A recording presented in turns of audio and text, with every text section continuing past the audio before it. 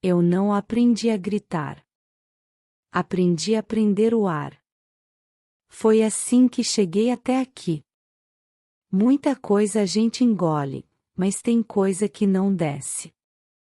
Fica parada no meio do peito, arranhando por dentro cada vez que a porta rende.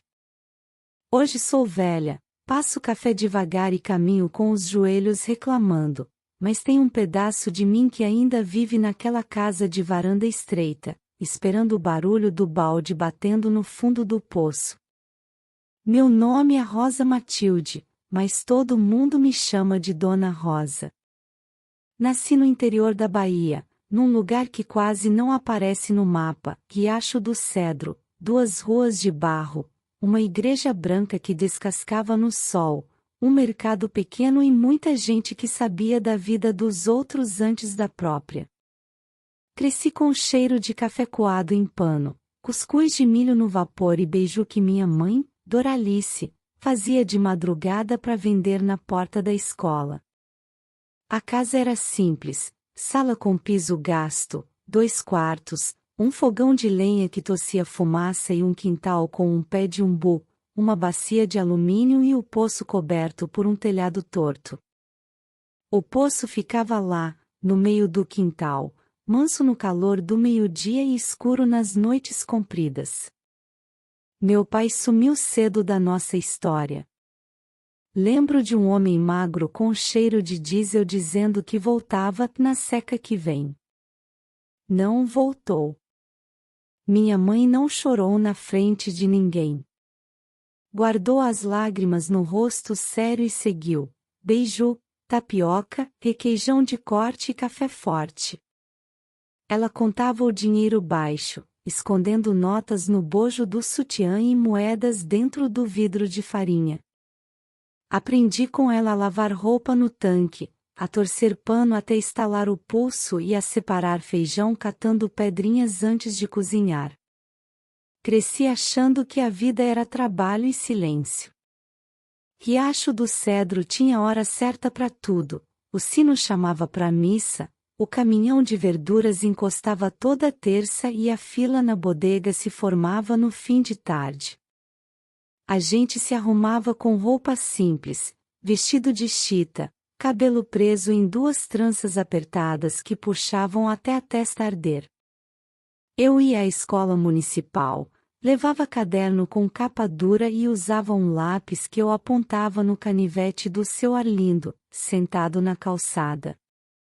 A professora, Dona Eunice, tinha mãos macias e um jeito de falar que diminuía o mundo até caber dentro da sala, como se a gente pudesse guardar tudo ali sem se perder. Foi num ano de seca braba que Nivaldo apareceu. Chegou com uma sacola de pano, chapéu de couro surrado, dizendo que era velho amigo do meu pai e que ia dar uma força. Falava baixo, como quem pede licença para entrar, mas os olhos varriam tudo, prato na pia, pano no varal, poeira no chão. Sinceramente, no começo foi alívio, um homem para carregar saco de farinha, buscar lenha, ajeitar a tampa do poço. Ele ajeitou mesmo. A tampa pesada ganhou uma corrente.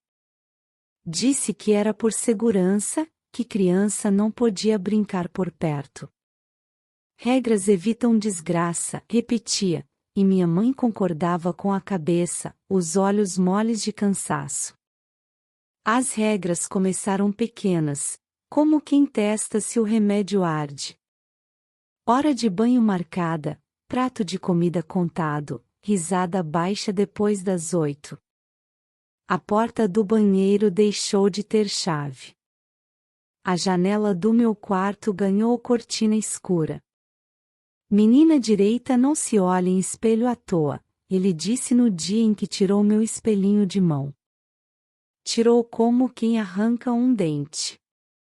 A casa foi ficando organizada demais, como se a gente morasse dentro do caderno de caligrafia. Só que eu errava as linhas, segundo ele. O jeito de andar, o jeito de segurar o copo, o cabelo solto. Cabelo preso é coisa de moça séria. No outro dia, minha mãe prendeu meu cabelo tão firme que eu dormi com a cabeça latejando. No começo, Nivaldo ajudava na feira, levava os sacos, falava com os fregueses, devolvia troco. Depois passou a ficar mais em casa. Dizia que a rua anda perigosa, que homem de respeito cuida do seu. Ele se dizia do nosso, falava nossa casa, nossa menina, e minha mãe, talvez por medo de mais uma perda, aceitava. Quando alguém batia no portão, ele atendia primeiro. Quando alguém perguntava por mim, ele respondia: tá estudando. Eu estava, mas estudava a hora dele, o caminho dele, a sombra dele na parede. Aprendi a reconhecer o passo de chinelo arrastando na sala e o peso do corpo encostando no batente. As noites foram mudando de cor. A casa ficava silenciosa demais, como se respirasse escondida. Era quando começava o tal cuidado. Nivaldo inventou um negócio de banho de poço antes de dormir. Podia estar frio ou quente, eu tinha que atravessar o quintal com a toalha nos ombros e lavar direito, como ele dizia, para tirar o que a rua deixa. Ele descia o balde, puxava com calma, derramava água na bacia grande e ficava ali, dizendo que estava vigiando a segurança. Eu não olhava para ele. Olhava para o umbigo da bacia ou pro ladrilho rachado perto do pé, como quem desenha um mapa para sair sem ser vista. Nessas noites, o sabão azul ardia nas mãos. Ele mandava esfregar mais, e eu esfregava até o cheiro grudar no nariz e na lembrança. Quando eu acabava, ele mandava enxaguar de novo porque sabão mal tirado da coceira. Minha mãe, no começo, aparecia com uma toalha e um vestido limpo, depois, foi sumindo do quintal, ficando na cozinha, mexendo o feijão, o ouvido em pé e o corpo parado. Uma vez ela falou baixo demais pro som virar ouvido, é pro bem dela. Eu preferi acreditar que ela estava falando de outra pessoa. Talvez fosse o jeito dela de respirar sem sufocar. A escola virou descanso e vergonha. Descanso, porque ninguém me mandava lavar nada nem ajustar cortina. Vergonha, porque o braço tinha marcas de sabão e o pescoço um vermelho que não combinava com meu tom de pele. Dona Eunice me olhou de um jeito diferente e perguntou se estava tudo bem. Sua letra mudou, Rosa. Eu falei que era cansaço. Ela ofereceu água, eu não quis. Acho que tinha medo de qualquer coisa que brilhasse no copo. Minhas amigas, Lídia e Jerusa, começaram a ir embora mais cedo, dizendo que a mãe chamou. Eu via o reflexo de algo na cara delas que não era maldade, era medo de encostar no que a gente não sabe explicar. A casa foi ficando menor. A corrente do poço brilhava como se fosse adereço, mas não era. Era aviso. A rede da sala, onde minha mãe cochilava depois do almoço, virou enfeite de ninguém usava, ninguém ria. Nivaldo parou de trabalhar fora. A rua passou a caber na janela da cozinha. De noite, eu dormia de lado, a mão debaixo do travesseiro apertando uma santa de plástico que ganhei na catequese. Repetia 3 vezes a mesma frase antes de fechar os olhos, para ver se dava sorte. Amanhã eu acordo cedo e vou sair antes da corrente fazer barulho. Nunca deu certo.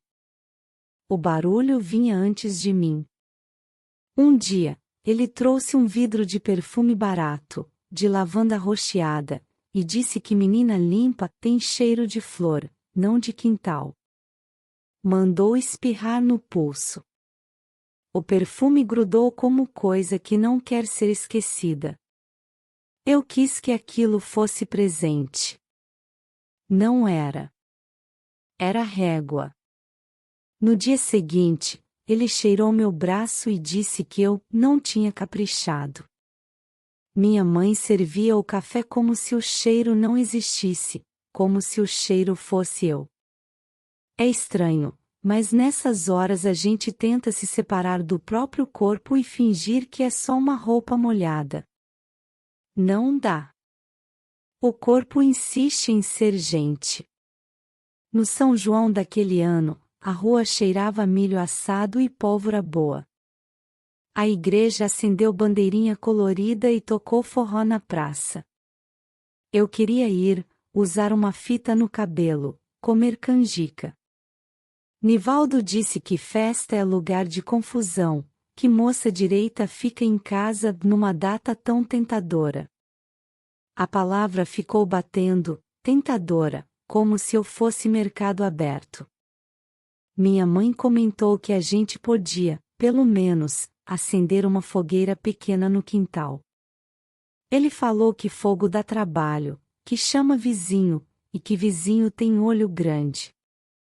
Ficamos no escuro, só a chama do fogão acesa, e eu escutando os fogos de longe como quem escuta uma vida passando na rua sem entrar no portão. A primeira coisa que não voltou ao lugar foi a minha risada. Depois, minha voz. Eu respondia de um jeito curto, para não dar assunto. O corpo aprende uns atalhos: não fazer barulho, andar encostada na parede, checar se a corrente do poço está ligeira, se a bacia está no mesmo canto, se a porta do banheiro está encostada. O mundo fica medido por pequenos objetos. O resto a gente chama de depois. Teve uma noite em que acordei antes do barulho da corrente. O silêncio era tão inteiro que dava para ouvir meu coração pesar no chão. Olhei o teto, contei até 20, na esperança de tudo ficar igual ao dia anterior. Não ficou. A madeira da porta fez um som comprido, diferente do costume, e o ferro do balde bateu de leve na boca do poço. O passo dele veio manso, como quem não quer acordar ninguém. Eu pensei, hoje vai ter banho. E pensei outra coisa, eu ainda estou aqui. São duas certezas que custam caro quando a gente tem 15 anos e a casa virou regra. O dia em que a corrente quebrou não começou diferente. O sol nasceu batendo no quintal, e o cheiro de feijão dormido já estava no ar antes das 6. Minha mãe varria o chão da cozinha com o mesmo movimento de sempre, os olhos baixos, como se a poeira fosse mais segura que o olhar dele. Nivaldo tomava o café em silêncio, o bigode cheio de migalhas, batendo a colher na borda da caneca. Aquilo era o som do comando. Cada batida avisava o que vinha depois: ordem, inspeção, bronca. E a gente, mesmo sem querer, já estava pronta para obedecer. Eu me lembro de ter olhado pela janela e visto uma borboleta pousar na borda da bacia do poço. Azul, dessas que parecem pintadas à mão. Por um instante pensei que o mundo ainda podia ser bonito. Foi quando ele disse: Rosa, o balde desceu torto ontem. Vai lá endireitar. Era manhã, e o sol ainda estava manso. Peguei a corda com as mãos molhadas de sabão e desci o balde devagar. A água refletia o céu, e por um segundo eu quis mergulhar e sumir. Nivaldo ficou atrás, observando. Mais rápido, menina, ele disse, com aquela voz que não gritava, mandava. Puxei a corrente, mas ela travou no meio do caminho. O ferro arranhou a parede do poço, fez um som agudo, e eu senti o medo subir junto com a água. Ele veio ajudar, ou foi isso que disse? colocou as mãos sobre as minhas, empurrando-as contra o ferro frio. O peso dele nas minhas costas, o cheiro do suor misturado com lavanda. Foi ali que entendi que a corrente não era para proteger o poço, era para me prender nele. O medo virou raiva, raiva muda, sem grito, sem lágrima. Quando ele soltou a corrente e se afastou, talvez satisfeito com a própria ordem, eu olhei para o balde e percebi: o ferro estava rachado. Guardei o pedaço quebrado, pequeno, pontudo. Escondi entre as tábuas do assoalho do quarto, como quem guarda uma promessa. Não sabia o que faria com ele, mas sabia que precisava guardar. À tarde, Nivaldo saiu para a cidade. Disse que ia buscar mantimentos. Minha mãe ficou parada na janela, o pano da louça torcido nas mãos. Ele volta logo, né, mãe? Ela demorou para responder. Volta. Eles sempre voltam. Fiquei sozinha no quintal. O vento balançava a tampa do poço, e a corrente pendia torta, batendo de leve, como sino. Eu me aproximei e puxei um pouco. O ferro gemeu, e um elo caiu, tilintando no chão. Era frágil, afinal. Tudo aquilo que parecia indestrutível era só ferrugem disfarçada de força. Quando minha mãe voltou do quarto, me encontrou sentada ao lado do poço, o elo nas mãos. Que foi isso, Rosa? A corrente quebrou. Ela olhou o ferro no chão e depois para mim. Entendeu. Então guarda isso, minha filha. Mas não mostra para ele. Foi a primeira vez que senti que ela estava do meu lado. À noite, o vento virou. No sertão, quando o vento muda, é aviso. Ele chegou mais cedo do que o costume, o chapéu suado, o rosto duro. Cadê o jantar? Perguntou. Mamãe serviu o prato tremendo, e ele reclamou do feijão salgado, da carne fria, da vida curta. Eu estava na sala, dobrando lençóis, fingindo não ouvir. Mas o som da cadeira arrastando me atravessou o corpo. Rosa, vem aqui. Meu estômago se apertou. Levantei devagar, os joelhos moles. Sim, senhor. Traga água do poço. Desci as escadas com a bacia nas mãos.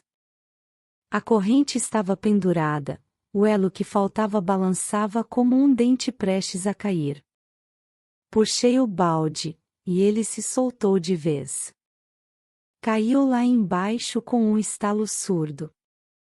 A corrente veio leve demais na minha mão, um fio partido. Quebrou, gritei, antes de pensar. Ele veio rápido, os passos firmes, o rosto já endurecido. Você não presta atenção em nada, disse, e levantou o braço. Mamãe apareceu entre nós, como sombra, como muro. Foi o ferro que cedeu, Nivaldo. Ela não tem culpa. Por um momento, pensei que ele fosse empurrá-la. Mas não. Ficou parado, os olhos frios, o braço suspenso no ar, e disse só: amanhã compro outra corrente. E mais grossa. Virou as costas, foi pro quarto, e a porta bateu com força. Eu fiquei ali, tremendo, o ferro partido ainda quente na minha mão.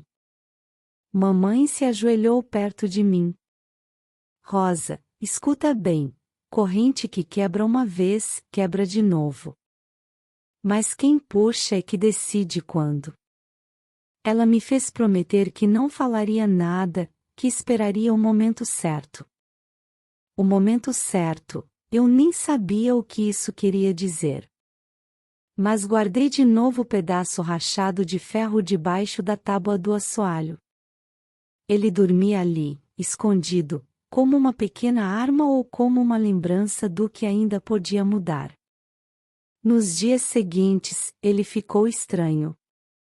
Menos gritos, mais silêncio. Começou a sair cedo, voltava cansado, cheiro de pinga, os olhos fundos. Às vezes ficava horas sentado na beira da cama, olhando o chão. Minha mãe dizia que era preocupação com o dinheiro. Eu sabia que era outra coisa. Era medo. Não do mundo, mas de perder o domínio sobre ele. Homens assim não suportam quando algo foge do controle, nem que seja uma corrente enferrujada. Uma tarde, ele me mandou limpar o galinheiro. O sol estava grosso, queimando o couro do pescoço. Enquanto varria, vi o balde novo encostado no poço. Era bonito, brilhante, ainda sem ferrugem. A corrente, mais grossa, parecia firme. Mas no chão, bem na beirada, o elo velho, o rachado, ainda estava ali.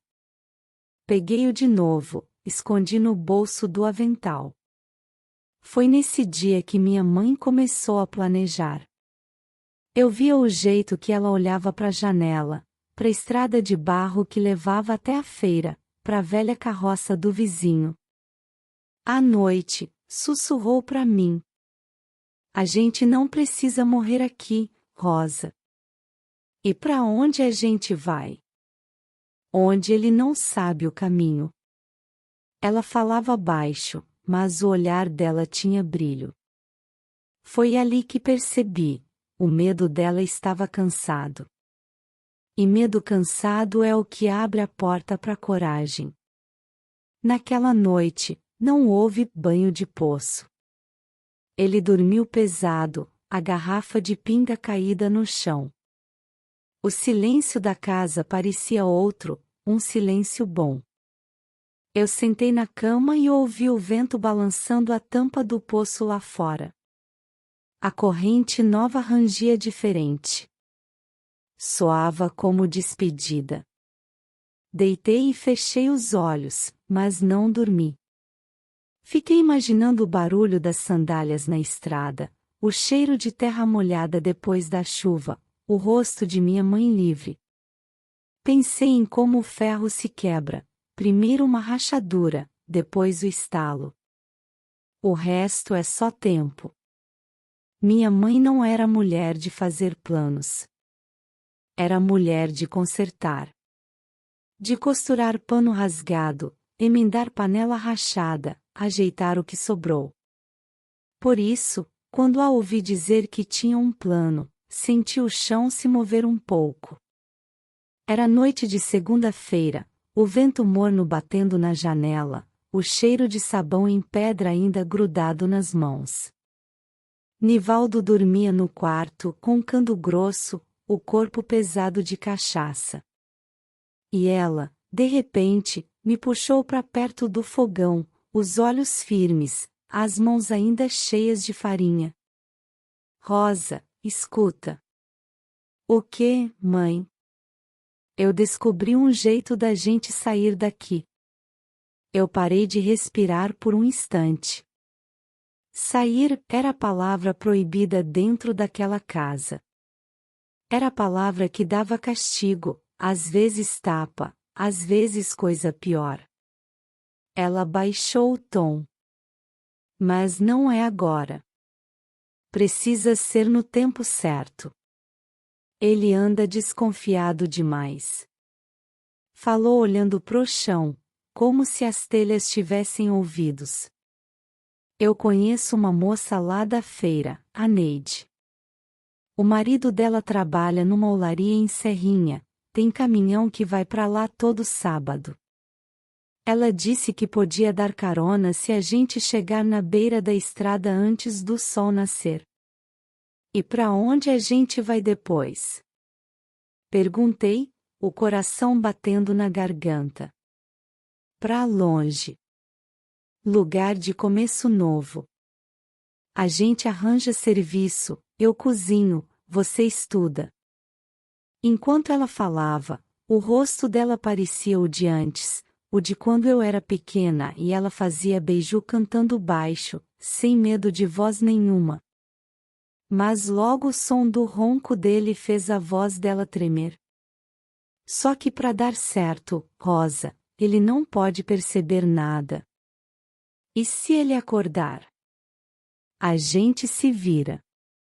Mulher acostumada a viver com medo aprende a andar sem fazer barulho. Naquela noite, deitamos sem dormir. Eu contava os segundos olhando o teto, sentindo o tempo escorrer devagar. O vento batia na tampa do poço, e cada vez que o ferro gemia, parecia um lembrete: ainda estamos aqui. Nos dias seguintes, minha mãe começou o disfarce. Continuava a rotina, mas o olhar dela viajava para longe. Ela começou a guardar farinha em potes separados, juntar pano, dobrar roupa velha em trouxas pequenas. Para doar, dizia, se ele perguntava. Quando ia à feira, trazia um pouco mais de farinha do que precisava. De noite, escondia o excedente num buraco atrás do armário. A gente não sabe quanto tempo até chegar num lugar seguro, sussurrou uma vez. Eu ajudava como podia, fingia obediência, falava baixo, sorria quando ele olhava. Aprendi a parecer vazia, porque homem violento não sabe lidar com o vazio. Ele precisa de reação para sentir poder. Quando não tem, fica confuso. Mas Nivaldo não era burro. Começou a perceber os silêncios da casa, a troca de olhares, o nervosismo da minha mãe. Uma noite perguntou, com aquela voz mole de cachaça: vocês andam cochichando o quê, hein? Coisa de mulher, respondeu mamãe, rápida demais. Ele estreitou os olhos. Mulher que cochicha é mulher que apronta. Na manhã seguinte, ele trancou a porta do fundo com um cadeado novo. Disse que era para segurança. A corrente do poço agora tinha outro som, mais grosso, mais seco. Parecia o coração da casa batendo no escuro. Minha mãe não desistiu. A gente arruma outra saída, disse, o olhar aceso. No fim da tarde, ela pediu para eu varrer o quintal enquanto ele dormia no alpendre. O sol estava baixo, e o ar tinha aquele cheiro de terra quente. Quando cheguei perto do muro, vi que ela já tinha começado a cavar atrás do pé de umbu. Um buraco pequeno, só para esconder as trouxas de roupa e um pouco de comida. Se ele mexer nas gavetas, não vai achar nada, explicou. Enquanto ela cavava, o suor escorria pelo pescoço. O corpo da mulher acostuma com tudo, menos com o medo, disse de repente. Guardei essa frase sem entender direito, mas ela ficou comigo. À noite, ele acordou antes do costume. Entrou na cozinha e pegou a lamparina. Que cheiro de terra é esse? Mamãe gelou. Devem ter mexido no chiqueiro. Ele olhou para ela, depois para mim. Amanhã eu vejo. Se tiver buraco nesse quintal, quero saber quem fez. Quando ele saiu, ela respirou fundo. Não se preocupa, Rosa. Amanhã a gente tapa o buraco. Mas não o plano. E se ele descobrir? Se descobrir, acaba. Então a gente não deixa descobrir. Nos dias que seguiram, ela se movia como quem anda num campo minado. Não havia mais espaço para erro. E mesmo assim, cada gesto dela era coragem. Costurava à noite, Cozinhava de dia, e quando ele saía, ficava parada um segundo, só para respirar ar sem dono. Na sexta-feira, véspera da fuga, o céu ficou escuro de repente. Choveu como não chovia fazia meses. A água batia nas telhas com força, e a corrente do poço cantava uma música fina, metálica. Mamãe se aproximou de mim e disse: Deus está lavando o caminho pra gente. Eu quis acreditar. Ela me fez prometer que dormiria vestida, com as sandálias perto da cama. Quando eu chamar, você levanta, pega o que der e vem. Fui dormir tremendo. A chuva virou vento, e o vento virou silêncio. A casa cheirava a umidade e medo. De madrugada, senti uma mão me sacudir. Rosa, agora. Levantei com o coração disparado. Peguei a pequena trouxa com roupa e o retrato de São José. A casa estava escura, só o som da chuva no telhado. Passamos pela sala devagar, evitando os estalos da madeira. Mas quando mamãe girou a chave da porta, ela rangeu alto demais. O som cortou o silêncio como faca. E o que veio depois foi o som que eu mais temia, o arrastar dos passos dele no corredor. Para onde é que vocês vão? A voz dele veio grossa, sonolenta, mas cheia de veneno. Minha mãe me empurrou para trás, o corpo dela ereto, decidido. Para lugar nenhum, Nivaldo. Só ia olhar se o galinheiro estava aberto. De madrugada. E com trouxa de roupa. Ele olhou para mim, o olhar de quem fareja mentira. É isso mesmo, Rosa? Eu não consegui responder. A garganta travou. O som da chuva misturava com o som da minha respiração. Ele deu um passo à frente, a sombra cobrindo metade da sala. Mulher que foge é mulher que esconde pecado. Minha mãe o encarou. O único pecado aqui, Nivaldo, é o seu. Foi a primeira vez que ela falou assim. A primeira e a última. Ele levantou a mão, mas ela não recuou. Eu fechei os olhos antes de ouvir o estalo. Quando abri, ela estava caída no chão, o rosto virado pro lado, o sangue escorrendo devagar no piso frio. Gritei. Foi instinto, foi raiva, foi tudo junto. Ele se virou para mim, os olhos acesos de fúria. Cala a boca, Rosa. Mas eu já não obedecia mais. Corri pro quarto, puxei a tábua do assoalho e peguei o pedaço de ferro que escondi meses antes. Quando voltei para a sala, ele estava de costas, pegando o cinto. Eu não pensei. Só ouvi o som da corrente do poço, mesmo de longe, e levantei o braço. O ferro bateu primeiro no ar, depois nele. Um som seco, o corpo dele cambaleando. Ele caiu, o cinto escapou da mão. O silêncio que veio depois foi mais alto que qualquer grito. Minha mãe abriu os olhos, devagar.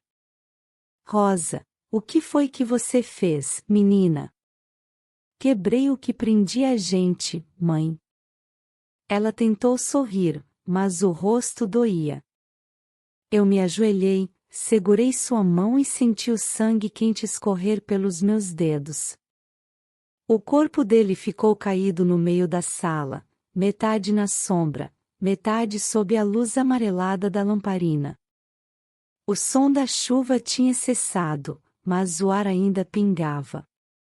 O chão estava úmido, a parede respirava, e o tempo parecia parado, como se o mundo lá fora tivesse esquecido da gente. Minha mãe não se movia. sentada no canto, o rosto inchado, o cabelo grudado de suor e sangue. Eu, de pé, com o ferro ainda quente na mão. Foi ela quem quebrou o silêncio primeiro. Guarda isso, Rosa. O que, mãe? O ferro. Não deixa ele ver. Demorei para entender que ele já não via nada. A respiração dele era só um sopro fraco, vindo e indo, como o barulho do vento quando passa por uma garrafa. Mamãe se arrastou até ele, colocou 2 dedos no pescoço, esperou. Depois, levantou o olhar para mim e disse, sem emoção: "Tá vivo ainda." Aquelas palavras me deixaram tonta. Eu queria gritar, correr, sumir, mas não consegui mover um músculo. E agora? Perguntei. Agora a gente decide o que quer ser, prisioneira ou culpada. Ficamos um tempo olhando para ele, esperando o corpo se mexer. Ele não se mexeu. Só o relógio da parede fazia tic-tac, impaciente. Minha mãe foi até a cozinha, lavou o rosto na pia e voltou com o pano de prato nas mãos. "Ajuda a virar ele." Fiz o que ela mandou. O corpo era pesado, o cheiro forte de pinga e suor subia como vapor. O sangue escorria devagar, manchando o chão de um vermelho escuro. Ela pressionou o pano no ferimento. "Vai sangrar até apagar," disse, "ou Deus vai decidir por nós." O som do vento entrando pela janela fazia a lamparina dançar, e as sombras dele se moviam no chão como se ainda respirassem. "A gente precisa limpar isso," ela murmurou. "E se ele acordar?" "Se acordar, não acorda inteiro." Foi assim que começou a madrugada mais longa da minha vida. Lavamos o sangue com água do poço, aquela mesma água que ele fazia eu buscar todas as noites. Eu senti raiva de cada gota, e ao mesmo tempo, gratidão.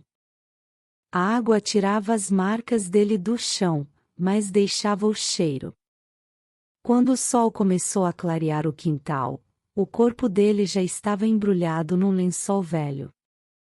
Minha mãe tremia, mas o olhar era firme. "Ninguém pode saber, Rosa. Se souberem, dizem que a gente matou." E não foi. Foi ele quem se matou, quando fez o que fez. Ficamos em silêncio.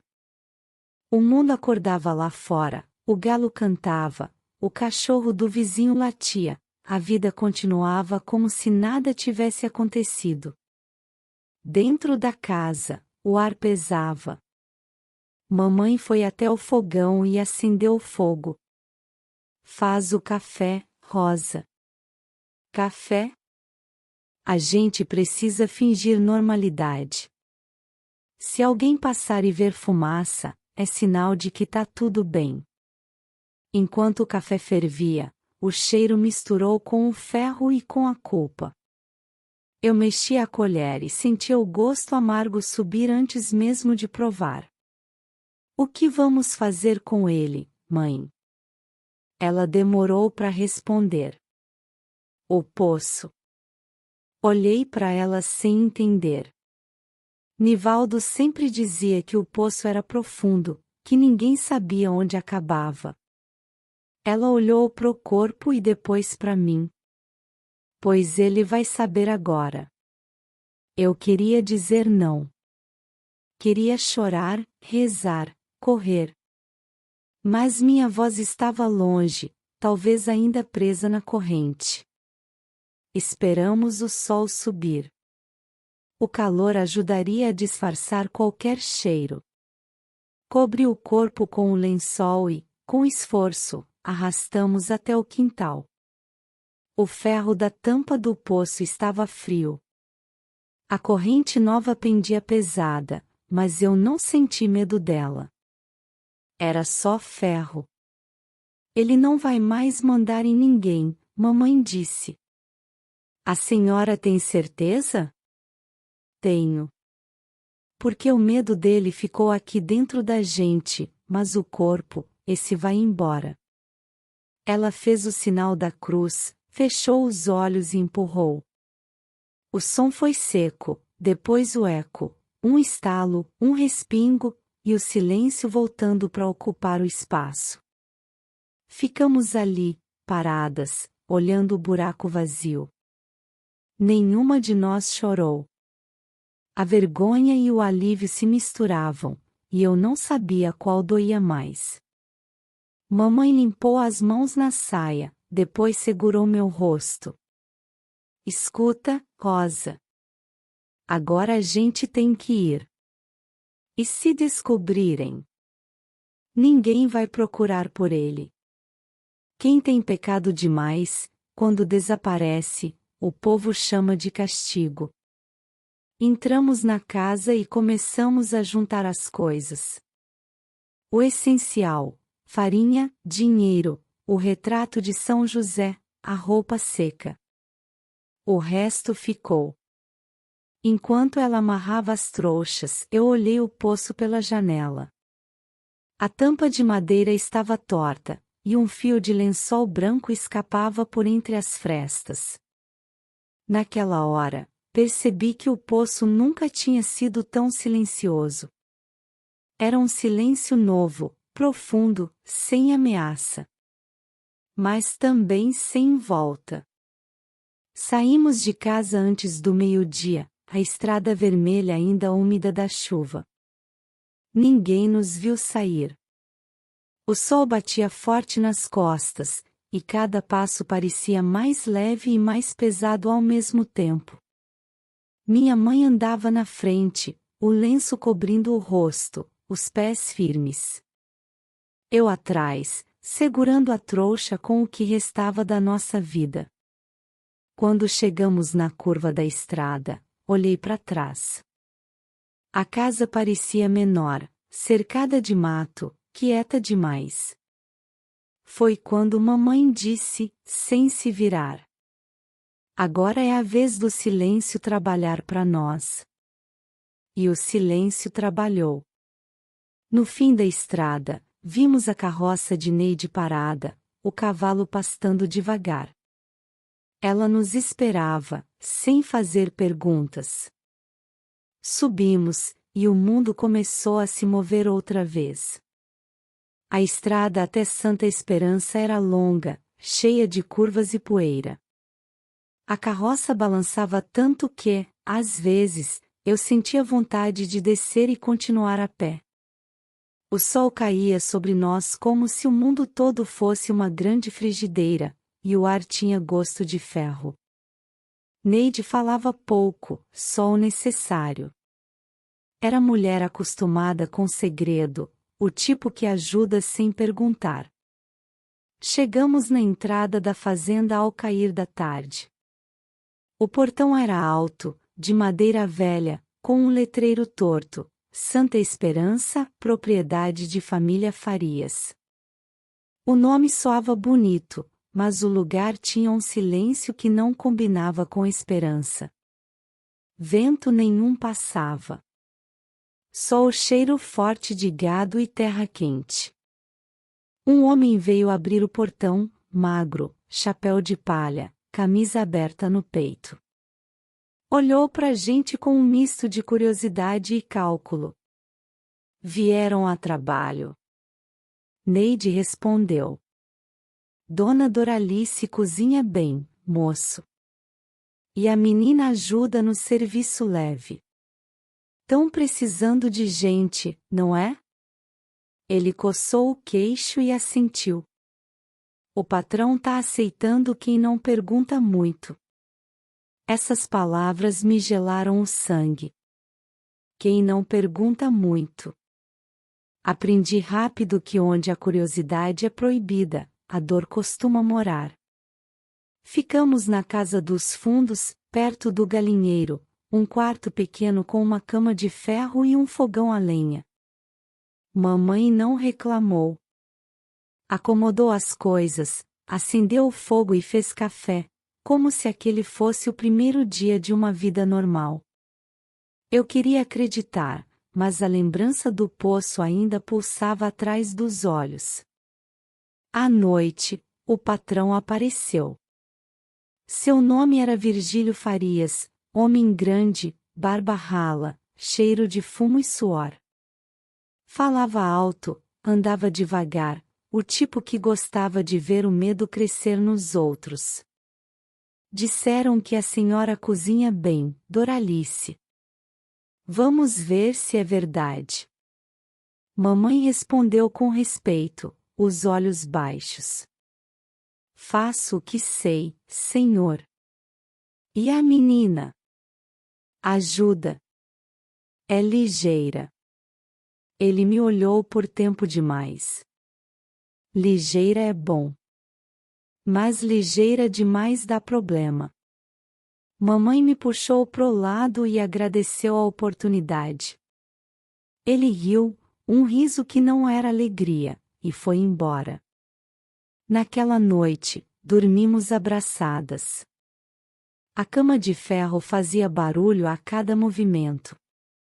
Eu escutava os grilos lá fora e, de vez em quando, o som distante de um berrante. A fazenda era grande demais, e a gente pequena demais dentro dela. Nos primeiros dias, o trabalho parecia justo. Mamãe cozinhava para a família, feijão tropeiro, angu, carne de sol. Eu ajudava a limpar, varrer, levar recado pro curral. O filho mais velho do patrão, Elias, tinha uns 20 e poucos anos. Era diferente do pai, calado, mãos limpas, olhar de quem carregava a culpa. Foi ele quem me ensinou a lidar com as galinhas sem levar bicada. Não chega por trás, disse. Gente e bicho assustam fácil quando não veem de onde vem a mão. Aquela frase me marcou. Soava como lição de vida. Mas nem tudo era paz. Havia uma mulher na casa grande, Dona Adélia, esposa do patrão. Fina, vestida de rendas, cabelo preso em coque apertado. O olhar dela era uma navalha. Parecia farejar desgraça. Um dia me chamou na cozinha. Menina, de onde vocês vieram mesmo? De Riacho do Cedro, senhora. E o pai? Ficou para trás. Ela franziu o rosto, avaliando cada palavra. Lugar pequeno, né? Povo some fácil por lá. Senti o estômago gelar. Será que ela sabia? À noite, contei pra mamãe. Mãe, ela desconfia. Deixa desconfiar. Mulher rica sempre acha que todo mundo esconde alguma coisa.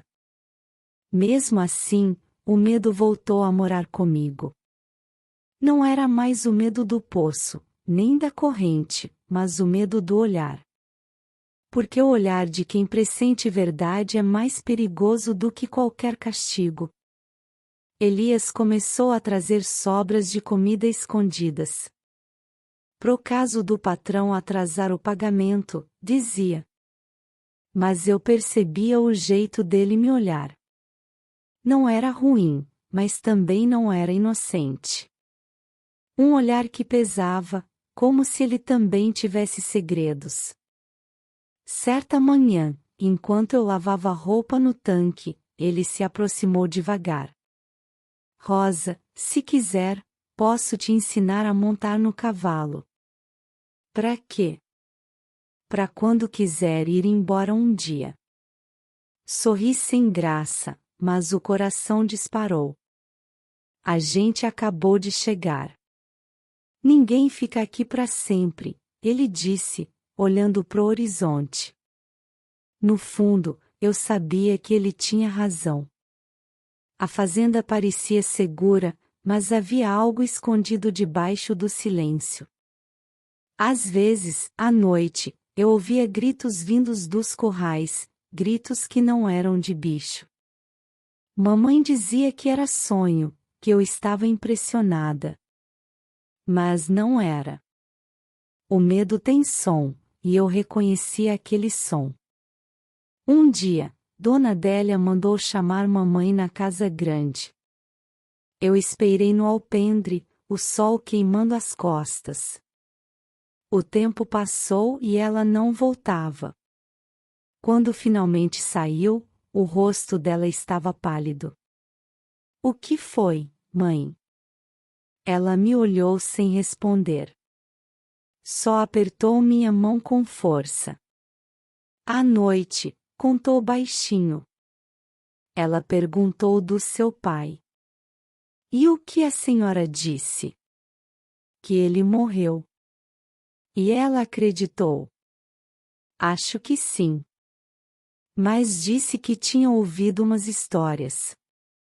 De um homem que sumiu num poço lá pros lados de Riacho do Cedro. O ar me faltou. Senti como se o chão abrisse de novo sob meus pés. Ela sabe, mãe. Ninguém sabe de nada. E mesmo se souber, ninguém liga pra mulher pobre. Mas eu vi o medo voltar pro rosto dela. O mesmo medo de antes. E entendi, a gente pode fugir do lugar, mas não do que fez pra fugir.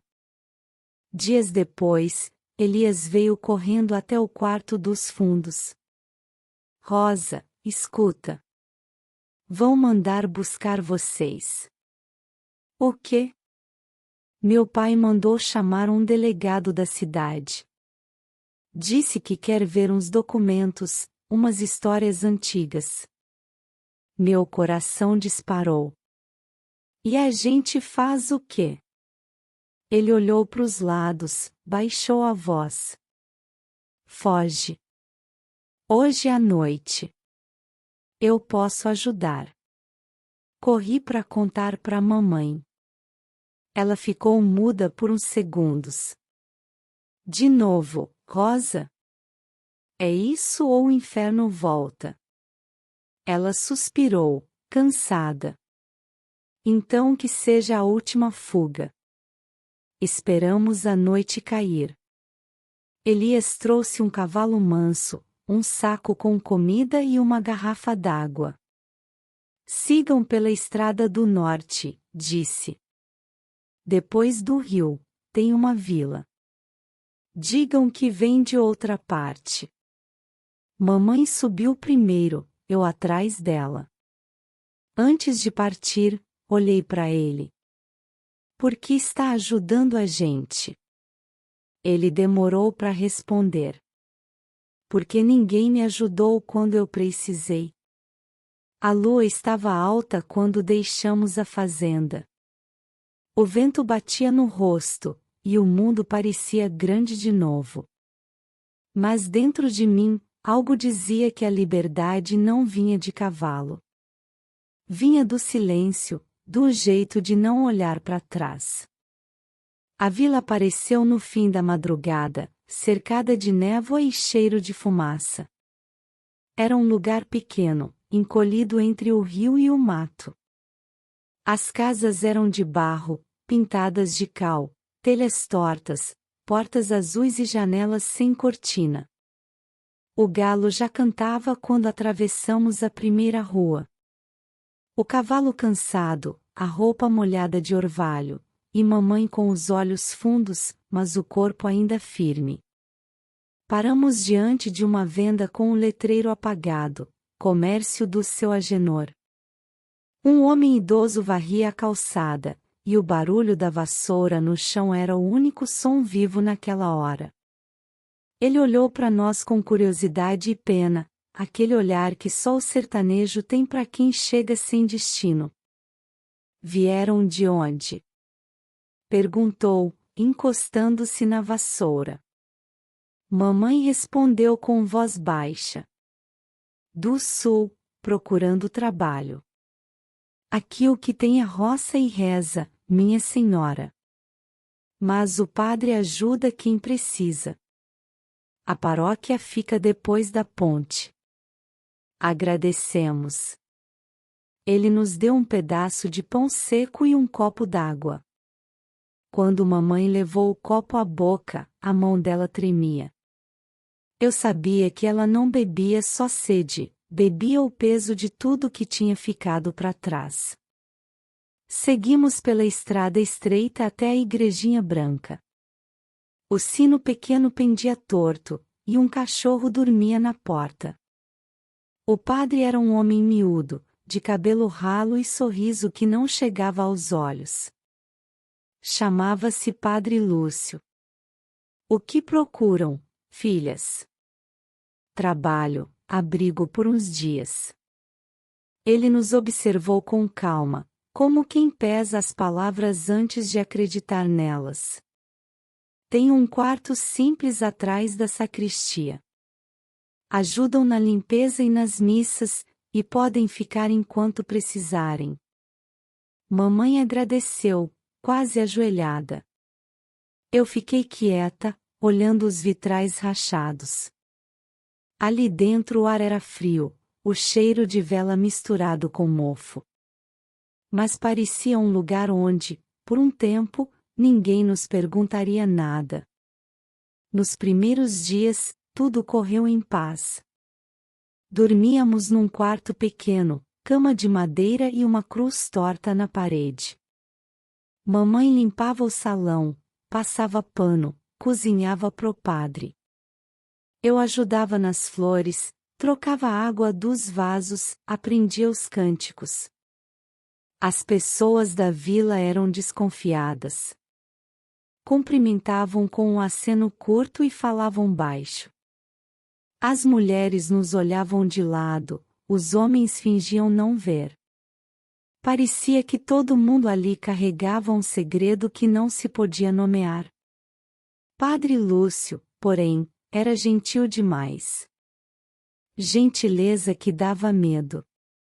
Sempre com uma pergunta pronta: de onde viemos, o que fazíamos antes, porque estávamos só as duas. Mamãe desviava, mudava de assunto. Ele sorria e dizia: Deus perdoa todo o passado, minha filha, mas é preciso confessar para merecer perdão. Essa frase começou a me perseguir. Confessar. Eu, que aprendi a viver do silêncio, tremia só de ouvir essa palavra. Certa tarde, enquanto eu varria o corredor, ele se aproximou. O sol entrava pelas frestas e fazia faixas de luz no chão. Ele parou ao meu lado, segurou o crucifixo que pendia no peito e disse: Rosa, o Senhor gosta de quem fala a verdade. Eu não respondi. Só continuei varrendo, os olhos no chão. Sua mãe parece cansada. Deve ser difícil carregar o que ela carrega. A vassoura parou. O que o senhor quer dizer? Nada, menina. Só que o pecado não morre quando a gente muda de lugar. Ele sorriu, mas os olhos não sorriram. À noite, contei para mamãe. Ela ficou calada, depois passou a mão no meu cabelo. Padre é homem também, Rosa. Só muda o disfarce. No dia seguinte, ela pediu para trabalhar na cozinha do Colégio das Irmãs, que ficava 2 ruas acima. A Madre Superiora, uma mulher seca, aceitou. Disse que pagava pouco, mas dava comida e teto. Padre Lúcio não gostou. A casa de Deus é suficiente, Doralice. Eu sei, padre. Mas quero poder andar com minhas pernas. Ele insistiu, ela agradeceu e foi mesmo assim. No olhar dele, vi nascer o rancor. Com o tempo, comecei a ajudar na horta do colégio. As freiras eram severas, mas honestas. A vida voltou a ter ritmo, manhã de trabalho, tarde de oração, noite de cansaço. Só que a paz, em mim, durava pouco. De noite, sonhava com o poço. O som da corrente, o balde batendo no fundo, o cheiro de ferro e água parada. Acordava suando, o coração disparado. Mamãe dizia que era lembrança, não castigo. Um dia, enquanto eu trocava as flores do altar, Padre Lúcio se aproximou novamente. Sua mãe não anda vindo muito às missas. Ela trabalha, padre. O trabalho é bom, mas a fé é melhor. Ficou um instante me observando, depois tocou meu ombro. A mão dele era fria. Reze por ela, Rosa. E por você também. Saí rápido, fingindo não notar o toque. Desde então, comecei a evitar ficar sozinha com ele. Mas o que é evitado uma vez, volta por outro caminho. Certa noite, chovia forte, e a luz da vila se apagou. Eu fui buscar água no barril atrás da igreja. O vento balançava as portas, e o sino tinia sozinho. Quando me virei para voltar, ele estava lá, o padre, parado sob a chuva, o rosto meio escondido pela sombra. Ainda acordada, Rosa? Vim buscar água. Água purifica. Mas também afoga, se a gente não souber a medida. Senti o corpo travar. Ele deu 2 passos à frente, devagar. O som dos sapatos dele na lama parecia o mesmo som do ferro da corrente. Não precisa ter medo. Mas eu já tinha. Antes que ele chegasse perto, a porta da igreja abriu, e mamãe apareceu com uma lamparina na mão. Rosa. Entra já, menina. Tá vendo o temporal? Padre Lúcio recuou um passo. O rosto dele voltou a ser o do homem de fé, sorriso manso, voz doce. Cuide bem dela, Doralice. O mundo anda cheio de tentações. Entramos. Mamãe fechou a porta, o barulho do vento ficou do lado de fora. O que ele queria? Perguntou. Falar de água. Ela entendeu sem eu precisar explicar. Naquela noite, não dormimos. Sentadas na cama, ouvindo a chuva, mamãe disse: a gente correu do inferno para cair no purgatório. Mas o céu, Rosa, o céu é mais longe do que parece. No dia seguinte, arrumou as poucas coisas de novo. Mãe, a gente vai fugir outra vez? Não. Desta vez, a gente vai resistir. No outro dia, mamãe acordou antes do sol. Eu ainda fingia dormir quando ouvi o barulho da bacia, a água fria caindo sobre o rosto dela. Era o jeito que tinha de limpar o medo. Lavava o corpo como quem apaga uma palavra errada no papel. Depois se vestiu devagar, amarrou o cabelo e disse: hoje eu vou olhar nos olhos dele. A voz dela saiu calma, mas com uma firmeza que eu nunca tinha ouvido. Era a mesma mulher que um dia chorou atrás da porta, só que sem lágrimas agora. Fui com ela até a igreja. O chão ainda molhado da chuva refletia o céu cinza. O sino não tocava. A porta estava aberta, e o padre lá dentro, de costas, arrumando o altar. Mamãe entrou sem pedir licença. Padre Lúcio, precisamos conversar. Ele se virou devagar, o sorriso pronto, o tom doce. Sempre, minha filha. A confissão liberta. Não é confissão. É aviso. O sorriso dele murchou um pouco. Aviso? O Senhor tem falado demais comigo e com minha filha. A gente veio para trabalhar, não para ser lembrada do passado.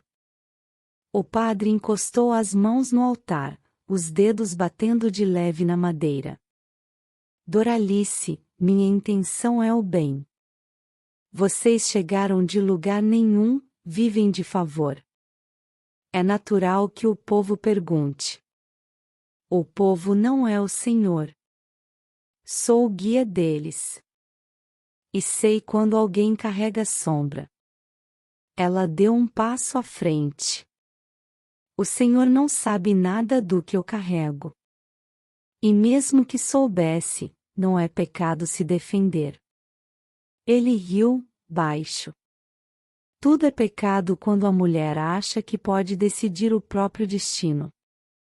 O silêncio que veio depois foi pesado, cheio de coisa não dita. Mamãe virou as costas e saiu. Eu vi o rosto dele endurecer, o sorriso desaparecer de vez. Nos dias seguintes, ele fingiu normalidade, mas começou a nos observar. A missa parecia mais longa, as palavras dele mais afiadas. O pecado mora nas mulheres de língua solta, dizia, olhando direto para mim e para mamãe. O povo cochichava, e eu sentia os olhares grudando na nossa pele. Mesmo assim, mamãe não recuou. Passava diante da igreja com a cabeça erguida. No colégio, trabalhava em silêncio, mas o corpo dela parecia crescer. À noite, eu via as mãos dela tremendo um pouco quando rezava, mas a voz não falhava. Até que um dia, a Madre Superiora chamou mamãe à sala. Doralice, o padre comentou umas coisas, que vocês não são quem dizem ser. Mamãe respirou fundo. A senhora acredita nele? Aqui, quem fala com Deus tem voz mais alta. Ela saiu da sala com o rosto pálido, mas os olhos secos. Rosa, arruma tuas coisas. Eu quis perguntar para onde iríamos, mas o olhar dela me mandou calar. À noite, esperamos o sino bater 9 vezes, era a hora em que o padre costumava ir para a sacristia escrever seus sermões. A vila dormia cedo, as lamparinas apagadas, só o barulho do rio ao longe. Mamãe foi até a igreja. Eu, atrás dela, sem fazer barulho. A porta estava encostada. Lá dentro, ele escrevia, apenas riscando o papel. Padre. Ele levantou o rosto, surpreso. De novo você, mulher? O Senhor anda espalhando mentira. Mentira é o nome que se dá quando a verdade incomoda. Ela se aproximou. O Senhor quer saber o que é verdade, padre? A verdade é que homem nenhum manda mais em mim. Nem morto, nem vivo, nem de batina. Ele se levantou devagar, alto, a sombra dele engolindo a dela. Cuidado com as palavras, Doralice. A língua da mulher é o laço do diabo. E o silêncio do homem é o esconderijo dele. Eu vi quando ele tentou se aproximar, o tom de voz mudando, quase sussurro. Você devia agradecer. Dei teto, dei pão.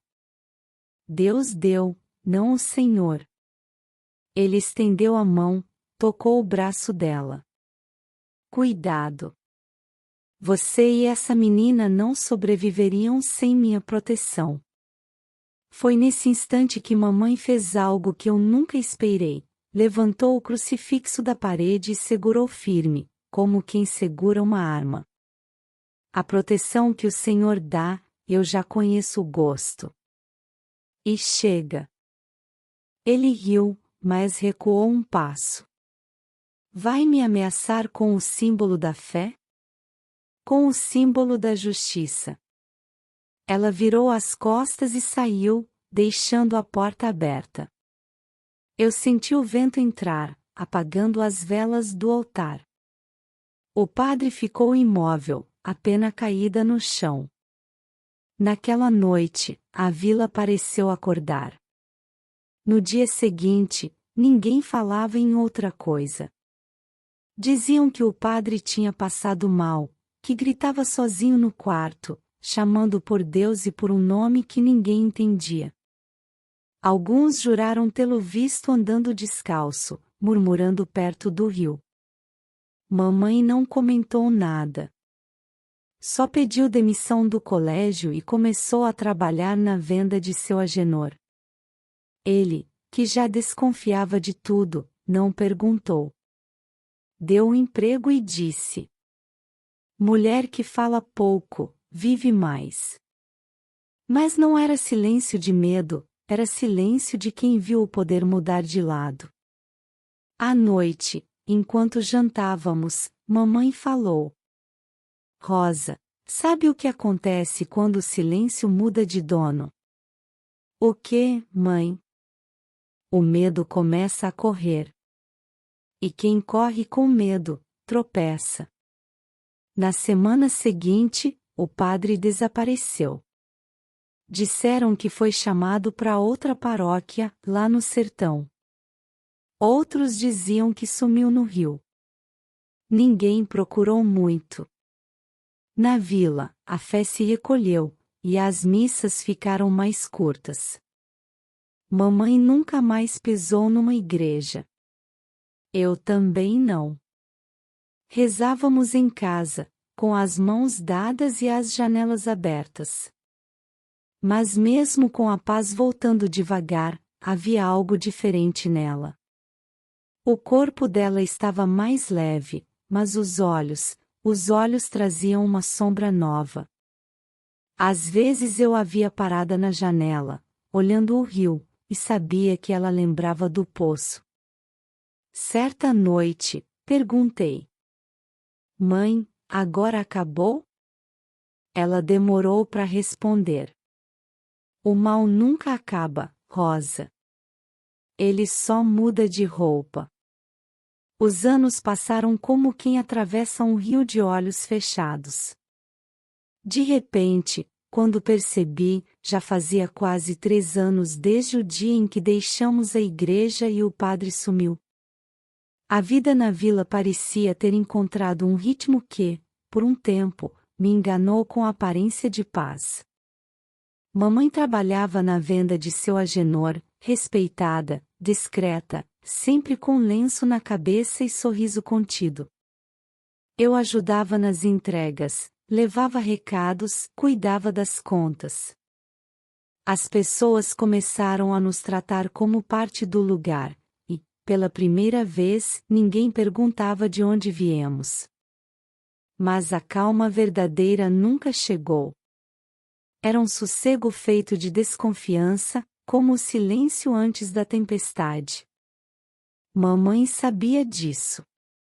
Às vezes, eu a via esfregando o avental com força, o olhar perdido, e ela murmurava: o fogo não queima tudo, Rosa.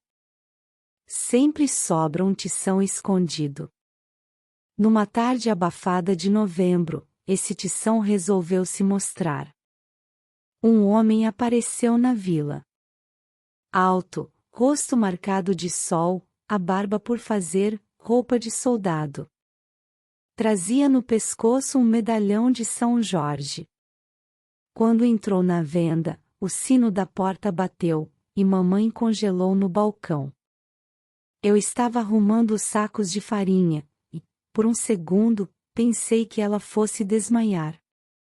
Boa tarde, ele disse, voz rouca, firme. Procuro uma mulher chamada Doralice.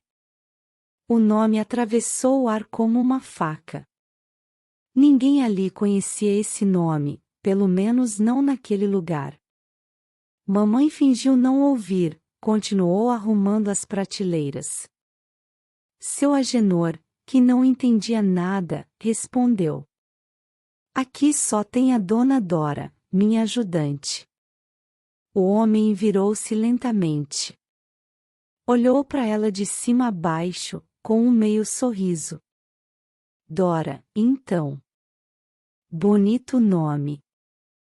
Ela manteve o rosto sereno, mas eu vi o tremor nos dedos dela. O senhor deseja alguma coisa da venda?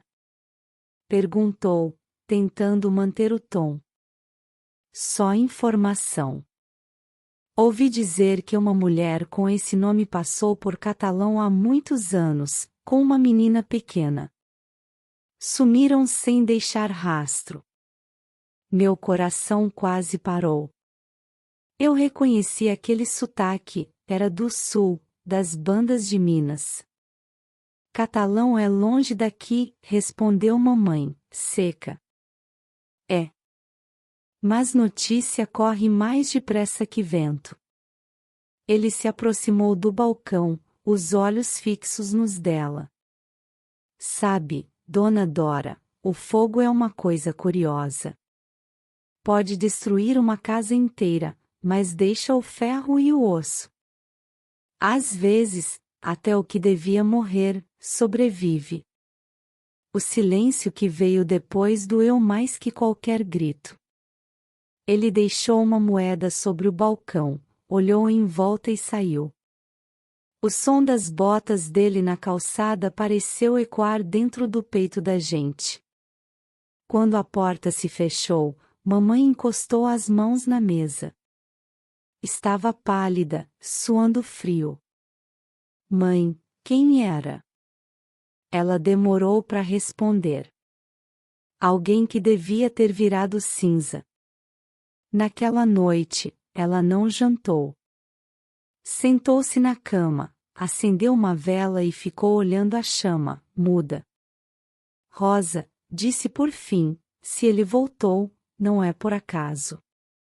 O inferno sempre acha o caminho de casa. No dia seguinte, o homem reapareceu. Estava na porta da venda, encostado na parede, fingindo ler um jornal. Eu senti o corpo inteiro gelar. Quando mamãe saiu, ele falou: Precisamos conversar. Não tenho nada para dizer. Eu tenho. Ela o encarou, o sol batendo no rosto dela. Vi nos olhos dela um medo antigo, misturado com raiva. Eu vi o fogo, Doralice. Eu senti o calor, ouvi o estalo do telhado. Você achou mesmo que eu tinha morrido? O tempo pareceu parar. As pernas me faltaram. Ele estava ali, vivo. O homem do poço, o mesmo rosto que perseguiu meus sonhos por anos. Só que agora, envelhecido, com a voz mais lenta, mas o mesmo olhar de dono. Rosa, entra, mamãe disse firme, sem tirar os olhos dele. Eu não vim brigar, ele continuou. Vim ver minha filha. Minha filha. Aquelas duas palavras me cortaram como lâmina. Você não tem filha, mamãe respondeu, fria. Tem só o peso do que fez. Tudo o que fiz, fiz por amor. Amor? Ela deu um riso curto, seco. O nome disso é outra coisa, e o senhor sabe. Ele deu um passo à frente. Rosa, é esse o nome dela, não é? Me disseram que trabalha aqui. Eu senti a garganta fechar. Quis correr, mas o corpo não obedecia. Fica onde está, mamãe ordenou. E eu obedeci. Por um instante, ele pareceu hesitar. Doralice, o passado é passado. Eu perdi tudo. Deixa eu ver a menina, só uma vez. Ela levantou a mão, firme, como quem abençoa e expulsa ao mesmo tempo. O Senhor já viu demais. Vá embora antes que Deus lembre do que esqueceu. Ele ficou parado um instante, depois riu. Um riso triste, cansado. Você sempre foi fogo, Doralice. Mas fogo queima quem acende. Virou-se e saiu devagar, o barulho das botas se afastando até sumir na poeira da estrada. Naquela noite, mamãe não dormiu. Queimou todos os papéis, roupas e retratos antigos. Disse que a vida nova não podia ter cheiro de cinza. Eu tentei perguntar se ele voltaria, mas ela só respondeu: o que o vento traz, o vento leva. No dia seguinte, a vila amanheceu diferente. O povo cochichava que um forasteiro tinha sido encontrado morto perto do rio, enroscado nas raízes. Diziam que o corpo estava inchado, que ninguém sabia quem era. O padre novo, que chegara há pouco tempo, rezou por alma desconhecida. Mamãe ouviu a notícia sem expressão. Depois disse: o rio é como a verdade, Rosa. Ele leva o que precisa ir, mas sempre deixa um rastro. Ela ficou doente pouco tempo depois. Uma febre que não cedia, o corpo fraco, a voz cada vez mais baixa. Sentada ao lado dela, segurando sua mão, ouvi suas últimas palavras. O mal não morre, minha filha. Só adormece em outros nomes. Mas o amor é o que fica. Naquele dia, entendi que ela falava de mim, de nós, de tudo que sobrevivemos. Anos depois, voltei àquele mesmo rio. A água corria mansa, mas o som era o mesmo. Joguei no correnteza o lenço dela, aquele que usava na cabeça todos os dias, e deixei o vento levar. Hoje, já velha, quando o cheiro da chuva me alcança, eu ainda lembro do fogo e do poço, mas também do abraço dela e das palavras que me salvam todas as vezes que o medo volta. O inferno pode nos ter feito, Rosa, mas o céu é a gente que constrói. E antes de encerrar, deixo meu pedido para você que me escutou até aqui. Se essa história tocou seu coração, se inscreva no canal Voz dos Corações. Cada inscrição é como uma mão estendida para quem ainda vive no escuro, e talvez, com a sua ajuda, alguém consiga encontrar a luz.